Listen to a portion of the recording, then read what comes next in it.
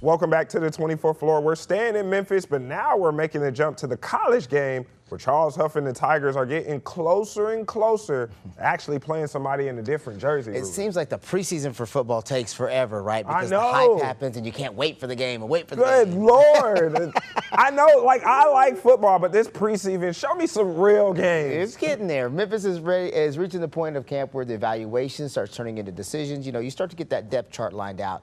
Who's actually ready to play, who's going to need some time to continue to develop, and, of course, who's going to be the starting quarterback. That's always the most important thing. QB1. But before we get there, Huff says he already learned something important about this team. Doesn't know how many games they're going to win. His words, not ours. But he knows they're not going to be easy to put away. Take a listen. They're tough. I don't know how many games we're going to win, but it's going to be a dogfight when you play us. Now, you may beat us by 100, but we're going to keep getting up off the mat. That's the one thing. And I'm not just talking physically punching a wall. I mean, these kids have showed up every single day wanting to get better. You know, I said it early in the spring or maybe early in camp. We haven't had to kick them in the butt to get them to go. To me, that's a testament to the type of kids we recruit. You have to love football to play for me because it's hard.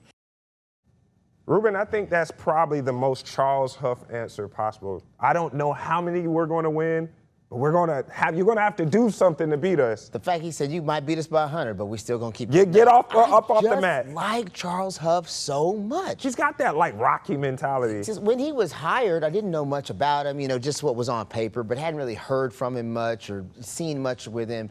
But just the more you hear him, the more you're around him, the more you're like, this dude just gets it. He's just a football coach, bro. He wants this team to have an identity before we even start talking about records. They have an identity, and it's toughness. It's that mentality and that toughness. Now they're not gonna get beat by 100, just so we're all clear. We hope not.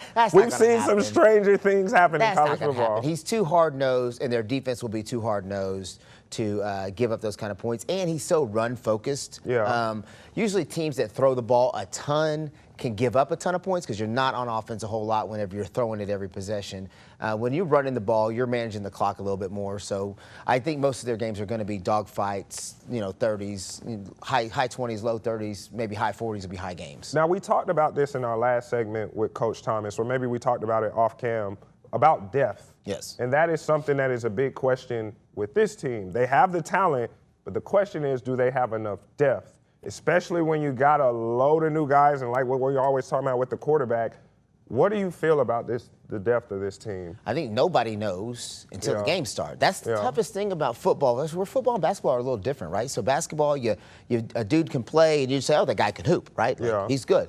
Football, it's so position-based in skill and drill work and even in camp that you don't know what the game is going to be like until the guys get in the actual game. And so you won't know about their depth until the games start going and you find out who's durable, right? Who can take a hit and keep on coming, who can recover quickly because everybody's going to get hurt at some point. Mm-hmm. You may not be injured, but you're going to be hurt at some point. Who recovers quickly? I love that. Are you injured or are you hurt? Yeah, that's the difference. In I football, love that for sure. thing. Yeah. So to answer your question, I don't think anybody's going to know till the games start.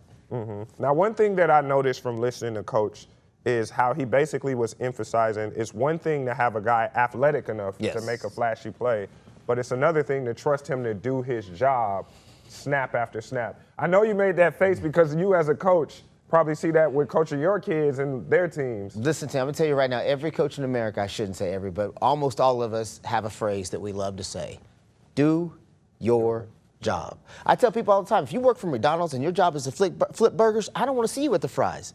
Just flip the burgers, bro. Whatever your job is, and football is so job-based, every position has to do their specific job for the play to be successful. We had this conversation with some of my son's friends this past weekend. We were out running routes, and they were throwing balls, and kids are just running to random spots. And I'm like, you don't understand play design. Yeah. Do your job. Your route has a design. There's a reason reason for that. Yes, there's a reason you need to be running that spot. And so, yes, to your point, doing their job, especially the quarterback after the snap, is crucial. But I just don't this does not seem like the staff that's going to let people play buck wild. Yeah, and it's a lot of young guys on this team, especially with it being brand new. How much can we realistically expect those young guys to develop this year, during the year? Oh, a ton. They're going to develop a ton during the year. Yeah. Football's different in that regard that every snap, every rep in practice is huge.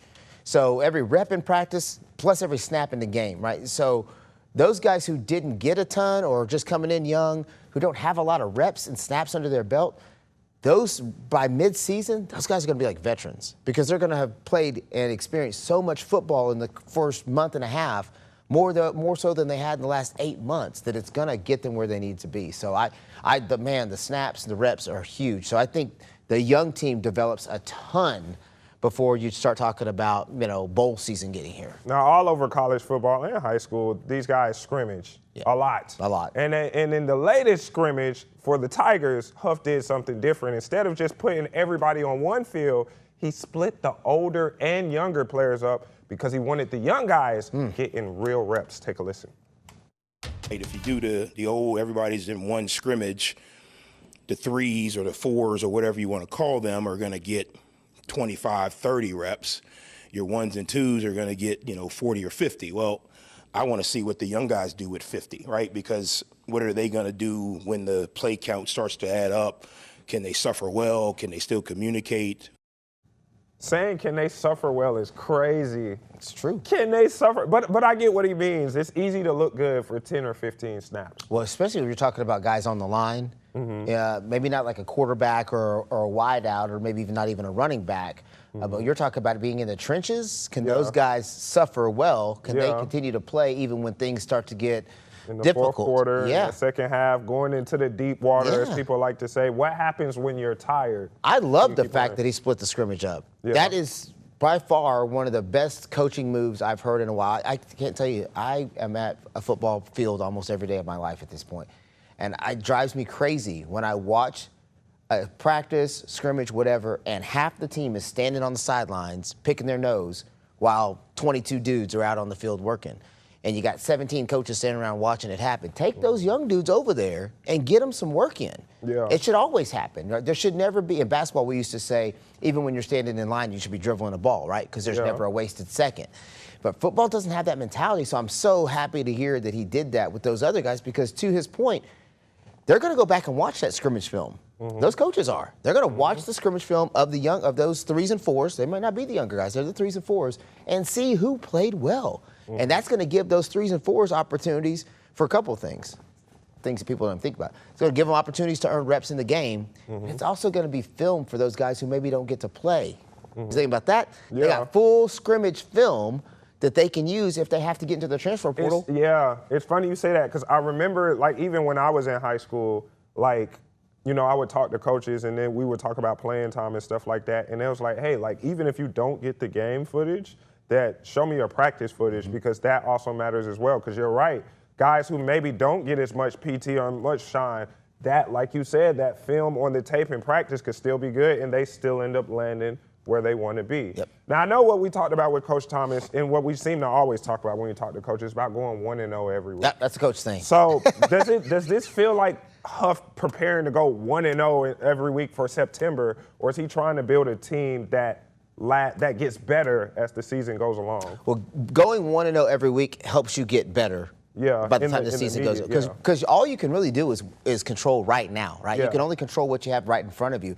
So coaches, particularly football coaches, are very much in that we're just trying to go 1-0 this week because there's so many variables. I don't think people understand, in football, there's so many variables to how a defense can play. They can line up looking one way and shift into something different. And the quarterback has to make a decision in a split second. And the running back has to read a hole in a split second. And a lineman has to catch a blitz, And there's all these different variables that you can't account for because it's just too many. So you really do have to focus on just this 1 week. Can we get everybody locked in for their job, their assignment, for our game plan for this 1 week? We win this 1 week and we perform well. We learn to do our job. Then next week, everybody already understands how to do their job. We're just adding to it. So every week, you're just adding to the concept of getting better based on your previous performance. The flip side of that is if you don't do your job well and you go 0-1 on that week, then that next week you've got to restart that clock and restart that process of how do we get to 1-0? How do we get everybody locked in on their job so that we can get that outcome that we ultimately want? So football coaches, I think Coach Huff is most definitely preparing them for long term, but you can't do that in football without going want to know. What's your long term if you don't win? Exactly, laying the foundation. Yeah. And obviously we know in football the foundation usually always starts at the quarterback. So we've danced around it long enough. Let's hear what he had to say about the quarterback, because Huff, he does have a timeline for naming his starter. There's just one problem. We're not invited. Yeah, the team will know before you guys do. You guys won't know until we flip the coin and they say offense up. But the team will know. And we've told them when we're going to tell them. So they it's not like they know when Christmas is. It's not like, is it today? Is it, but they know. And it's not, I love you guys. The one thing we got going right now is we're a bunch of nobodies. Nobody knows. And I'm saying that for every opponent on our schedule. We don't know. I don't know who our third opponent's right guard is going to be. I mean, I know from a perception and fan engagement, everybody wants to know. I get it. But we're in the information gathering business, not the information giving. If we can save 30 seconds of them looking over there saying, okay, which one are they going to run out, the right-handed or the left-handed? Okay, it's him.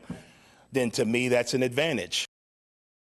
First of all, we're in the information gathering business, not the information giving business. As a journalist, you don't want to hear that. I actually. He's not helping us at all. My favorite thing he says is, we're a bunch of nobodies. But it's funny, he said they got left for right. Yeah. And, oh, yeah, we good. They wasted 30 seconds over there. But to me, Ruben, is hiding the starter actually worth anything competitively? Well, their first opponent is going to game plan for both guys. Yeah, UNLV. UNLV is going to game plan for either guy that they think could be the one. Mm-hmm. They're going to have a package in place for whichever one. Now, when you're preparing for two quarterbacks, you don't get to spend as much time as if you're just preparing for one. So there is the advantage there. And it doesn't bother me that he's not, parading his starter around. To me, it's kind of like this family. They're creating this tight-knit bond family, just Memphis football right now. Like, hey, that's family business that we're not telling everybody right now. We're going to tell y'all when it's time, but right now that's family business. And I have no problem with that because football is such a family environment when you're playing football like that. Now, I should probably understand this because I'm a Falcons fan, and both of my quarterbacks are left-handed. But you know what I'm saying, do you think, what's the difference between preparing for a right-handed quarterback and a left-handed quarterback? Just the comfort traditionally of how the quarterback moves, like where are they most likely to roll out. Mm-hmm. If they have to run quick game, are they more likely to throw it to the left or the right based on being right-handed or left-handed? Because, when you're throwing one direction, opposite hand, you have to flip your body, flip your hips, quicker steps. You have a different blind side, too. Yeah, and so, the blind side's different, and the read can be different. If he's a left-handed guy and he tends to start off in the left, does that mean you need to blitz more from the right? But the biggest thing will just be those quarterbacks, their biggest differences probably aren't going to be which hand they throw with, but more how they make plays, right? If a guy is more apt to run as soon as he feels the pressure, then that's something you got to game plan for. If a guy's going to stay in that pocket and deliver no matter what, Chad Henning, then what was his name? Is that right? What, Chad Henne? No, Memphis' old quarterback. Oh, Seth Hennigan. Seth Hennigan, yes. I was about to say Chad Hennigan. Chad Hennigan is an old school quarterback. Yeah. So Seth Hennigan was more prone to stay in the pocket and deliver, right? And so when you have that kind of quarterback, you're game planning a little bit different. So I think those are more the differences that most coordinators kind of look for. But yes, left hand, right hand does have some variances. So we still don't know who's taking that first snap at quarterback, as Huff has basically said, we're not telling y'all. Good for you. But apparently Charles Huff plans on keeping it that way as long as humanly possible.